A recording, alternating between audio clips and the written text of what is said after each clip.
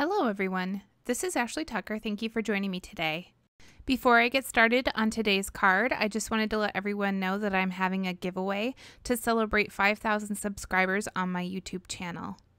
You can enter the giveaway on my website.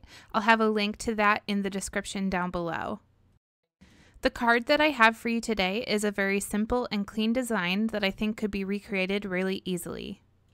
So first I went through my scraps and I picked out a few different colors of cardstock, and then I took this square alphabet die set from Brutus Monroe and I cut one letter out of each of those different colors of cardstock.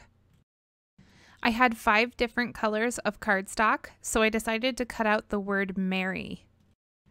I added some really tiny pieces of foam tape onto the back of each of the letters, and then I used my T-square ruler to help me place them onto a white card base.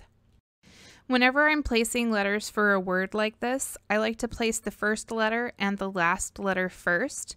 That helps me get the spacing really even. I really like this alphabet set because it's almost like you get 2 alphabet sets in one, because you can use either the positive part of the cut or the negative. When you're using the negative cuts, you have to make sure that you keep those little pieces that need to be put back in, like the center of the E.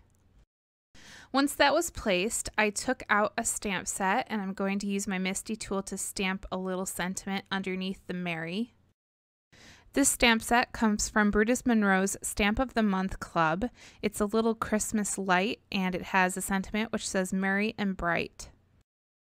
I stamped that sentiment with my Raven Detail ink, and then I took out my Wink of Stella glitter brush and I went over each of the letter die cuts so that they'd be nice and sparkly.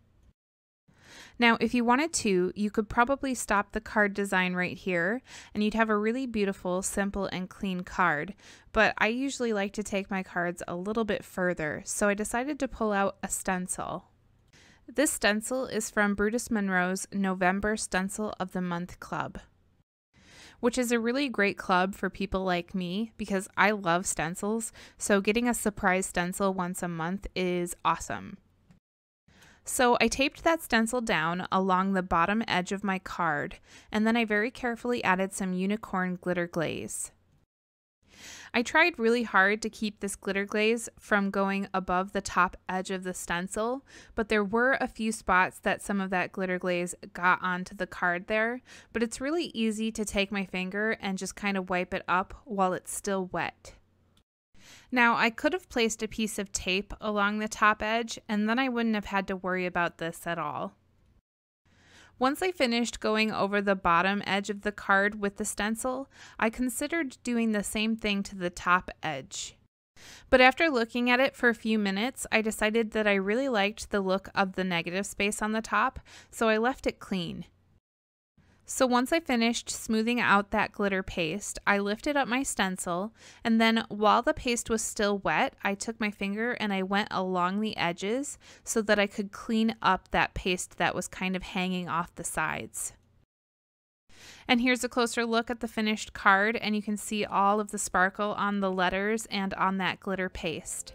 Thank you for watching today. I hope you really enjoyed this clean and simple card design. All of the supplies that I used and the link to the giveaway can be found in the description down below.